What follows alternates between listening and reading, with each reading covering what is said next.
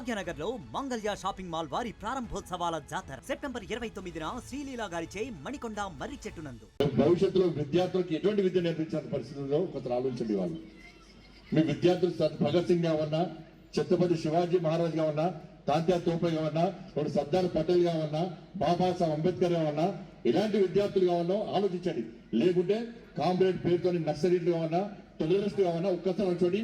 ఇలా విద్యా వ్యవస్థలో అటువంటి భావాజాలను నింపడానికే ఇలా ఘోరమైన ప్రయత్నాలు జరుగుతున్న విషయాన్ని ఇలా తల్లిదండ్రులు ఆలోచించాలి, మేధావి వర్గం ఆలోచించాలి. నేను ఇప్పుడు మాట్లాడాలని చెప్పి దీన్ని మళ్ళీ వెళ్ళే కాంట్రవర్సీ చేసి పనిసండి ఇట్లా మాట్లాడుతుంటే నేను అట్నే మాట్లాడదు, దానికోసమే మాట్లాడతాను. మంచి సమాజం నిర్మాణం జరగాలి, మంచి సమాజం ఇవ్వాలి. నేను ఇప్పుడు చూస్తున్నాం కదా, లడ్డు కూడా చూస్తున్నాను. లడ్డు నేను చూసిన టీవీలు మొత్తం టీవీ అంతా లడ్డు లడ్డు లడ్డు లడ్డు. ఇలా అక్కడ మాట్లాడి జగన్మోహన్ రెడ్డి గారు మాట్లాడేది తిరుపతి దేవస్థానము ఒకప్పుడు, ఇప్పుడు 7 కొండలు, దాన్ని 2 కొండలు కొంతమంది 2 కొండలు. మనం 7 కొండలవాడ వెంకటరమణ గోవింద గోవింద అంటాం, 2 కొండలవాడ వెంకటరమణ గోవింద గోవింద అంటాం. అప్పుడు ఇష్యూ వేస్తే అప్పుడు మనమే కొట్లాడు. మీరు ఎవరు కొట్లాడారా మీరు? మాకు మన విఎస్పీ లేదా, వాళ్ళు మనకేం తిట్టనే. విఎస్పీలు ఆర్ఎస్ఎస్ వాళ్ళు ఉన్నారు, వాళ్ళు భజనలు తెలుసుకుంటే మనకు అవసరమా? మనం పోవాలి, దేవుని నేను బాగుండాలి, నా కుటుంబం బాగుండాలి, పొడుగునామం అడ్డనామం పెట్టుకోవాలి, 10 మందికి పక్కనామాలు పెట్టి రావాలి. ఇంతే. మనకేమొస్తామే? దేవుడు ఉంటే 7 కొండలు అయితే గదే దేవుడు పోయి మొక్కుంటా కదా, నాకేం వస్తాం అనుకుంటారు మీరు. కాబట్టి విఎస్పీ వాళ్ళు కొట్లాడతారు కదా, కేసులైనా జైలైనా ఆర్ఎస్ఎస్ వాళ్ళు విఎస్పీ వాళ్ళు భరిస్తారు కదా. మన దేవుడు హిందూ కాదు. నేను పెద్ద బొట్టు పెట్టుకుంటా, ఇట్లా పెద్ద నామం పెట్టుకుంటా, నేను అడ్డనామం పొద్దులేసి ఉదయం నుంచి సాయంత్రం దాకా 100 సార్లు పూజ చేస్తా, నేను దీక్షలు తీసుకుంటా. కాబట్టి నేను హిందువును కాదు, హిందూ కాదు. హిందూ ధర్మానికి ఆపద వస్తే, హిందూ సమాజానికి ఇబ్బంది వస్తే, హిందూ సమాజాన్ని హీలను చూసే ప్రయత్నం చేస్తే, అప్పుడు నేను ఉన్న ఆపదలో హిందూ సమాజం ఉంటే నేను ఉన్నా అని చెప్పి స్పందించేవాడే నిజమైన హిందూగా హిందూ సమాజం గుర్తిస్తుంది తప్ప, బొట్టు పెట్టుకొని పూజలు యాగాలు చేస్తే హిందూ సమాజం హిందూగా గుర్తించదు. ఇలా లడ్డు అదే జరుగుతున్నది, ఇలా ఇలా జగన్మోహన్ రెడ్డి గారు మాట్లాడారు. ఇలా పేపర్ చూసిన పేపర్లు అదే రాస్తారు, మళ్ళీ ఇదే హిందుత్వం అని రాశారు పేపర్ వాళ్ళు. మళ్ళీ హిందుత్వమే. నేను కూడా ఈ హిందుత్వం అల్లుగా దొరికింది ఇలా అది. వీడొచ్చినా వాడొచ్చినా మళ్ళీ హిందువులు వెళ్తారు, హిందుత్వం చెప్తారు. కానీ మాట్లాడాలి వాళ్ళు ఉంటారు, ఎవరైనా మాట్లాడితే మతం అంటారు. తిరుపతి దేవస్థానం సపరేట్ ట్రస్ట్ బోర్డు ఉందండి, టీటీడీ. ఆ బోర్డు మీరు రాసింది కాదు, బీజేపీ రాసింది కాదు, అది బీజేపీ తయారు కాలేదండి. తిరుపతి దేవస్థానానికి ఏ మతం వలన పోవచ్చు, ఏ మతం వలన తిరుపతి దేవస్థానం పోవచ్చు, స్వామివారి దర్శనం చేసుకోవచ్చు, ఇబ్బంది లేదు. కానీ ఇతర మతస్థులు పోయినప్పుడు డిక్లరేషన్ ఇవ్వాలి.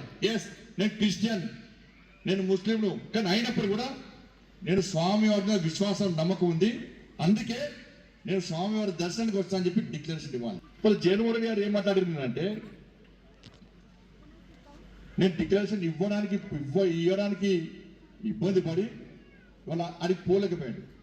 అంతకుముందు ముఖ్యమంత్రిగా ఉన్నప్పుడు పాపం పేరు పోయినప్పుడు డిక్లరేషన్ దాదాగిరి ఉంటాయి కదా. ఎవరిని ఇప్పుడు ఇక్కడ దర్శలేదు ఇక్కడ, ఎవరి రాజ్యం ఉంటే వాళ్ళు దాదాగిరే పోయిండు. నిబంధనలు ఉల్లంఘించిపోయినారు, ఇవాళ ఇదేం హిందుత్వము, ఇదేం సెక్యులరిజం అంటున్నారు. ఇవాళ నేను అంటున్నా, మీరు అంతకుముందు పోయినప్పుడు అంటే వెంకటేశ్వర స్వామి భక్తితో పోయినా, హిందువుల ఓట్ల కోసం పోయినరా?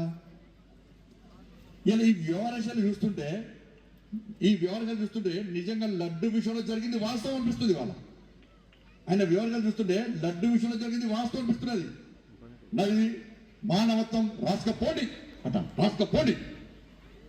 అంటే హిందూ ధర్మం పట్ల ఎంత హీలనగా మాట్లాడుతారో ఒక్కసారి ఆలోచించండి. వాళ్ళ నాకే ఇట్లుంటే దళితుల పరిస్థితి ఏంటి అట? తిరుపతి దేవస్థానం పోతే ఈయన వెలుమన, ఈయన రెడ్డియా, ఈయన కాపువా, ఈయన ముదిరాజా, యాదవ, గౌడ, ఎస్సీల మాలన మాదిగన, ఎస్టీ రాజు ఇవ్వలేరా? కులాలు చూడరారా? మరి జగన్మోహన్ గారు ముఖ్యమంత్రి అప్పుడు ఎంతమంది దళితులకు దర్శనం దొరకలే? ఎంతమంది వారికి ఫిర్యాదు చేశారు? గతంలో అనేక ప్రభుత్వాలు, ఉమ్మడి ఆంధ్రప్రదేశ్ లో కాంగ్రెస్ పార్టీ ప్రభుత్వం ఉండే నాన్నగారు ముఖ్యమంత్రి. మరి ఆ సమయంలో ఎంతమందికి దర్శనం కాలేదు దళితులకు? తిరుపతి దేవస్థానంలో దళితులకు సంబంధం ఏంటి? దళితులు నిజమైన హిందువులు, హిందూ ధర్మ రక్షకులే దళితులు. వాళ్ళు ప్రత్యక్షంగా పరోక్షంగా ఇలా మత మార్పులను ప్రోత్సహించే ప్రయత్నం చేయడం ఇంతకంటే సిగ్గుచడి కూడా కాదు. దళితులు హిందువులు వేల దళితులు వేల లక్ష మందిలో 50 మంది దళితుల పోతున్నారు దర్శనానికి. దళితులకు జైలు గారు పోవడానికి సంబంధమైంది, ఈ పోలిక అయింది. కానీ హిందుత్వం మీద మాట్లాడేటువంటి వ్యక్తులు ఇదేం ఇస్లాం అనగలుగుతారా? ఇదేం క్రైస్తవం అనగలుగుతారు కదా? అరే 84లో నాకు తెలిసి 84లో ఆ పూరి జగన్నాథ్ దేవాలయానికి ఇందిరాగాంధీ గారు పోతే రానియాలకి డిక్లరేషన్ ఇవ్వాలి.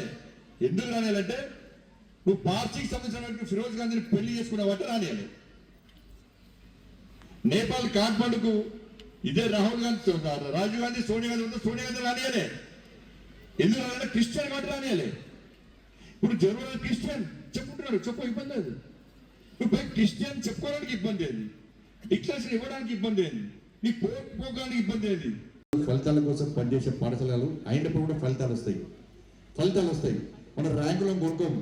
మన చైతన్య కాలేజు, ఇంకా నారాయణ కాలేజు తీసుకుపోయేస్తారు. అది ఎంత ఫీజు అంటే 5 లక్షల ఫీజు. 4 మంచి స్కూల్ అది. 5 లక్షల ఫీజు ఉండడం మంచి స్కూల్. పొద్దున తీసుకుపోయి కోళ్ళం కంపినట్టు గంప కింద కంపినట్టు తీసుకుపోయి రూమ్లో వేసి రాకా ఉంటారు. ఇక అది ఎవరు రాకుతారు? బాగా చదువుతున్న రాకుతారు. చదువు తీసుకోవడం చదువుతున్నకే ఎక్కువ ఫీజు, వాళ్ళకే ర్యాంకులు వస్తాయి. చదువు రాకుండా చదువులో తక్కువ చదువుకున్న వాళ్ళకు ఇంపార్టెన్స్ చేయరు వాళ్ళు. కాబట్టి అవి ర్యాంకుల కోసం పనిచేస్తే నిర్బంధ విద్య అంటారు దాన్ని. రూమ్లో వేసి తలపెట్టంటే ఆట ఉండదు, పాట ఉండదు, మాట ఉండదు, ఏముండదు. పిల్లలు వేస్తే ఎగ్జామ్ రోజు చేస్తారు, పేపర్ లీక్ చేసుకుంటారు, ర్యాంకులు కొంటారు, తీసుకుపోయి ఆ సెంటర్లో కార్లు దించేస్తారు. ఆ పేపర్ లీక్ అయింది మొత్తం బట్టి పంపిస్తారు. బట్టి చదవాలి. కానీ ఆ చదువు ఏమైతే పెద్ద కలెక్టర్లకు ఏం చేస్తారు? మళ్ళీ నేను పైసలు ఖర్చు పెట్టి మా నాన్న అమ్మ చదివించరు పెద్ద కళలో. కాబట్టి నేనేం చేయాలి?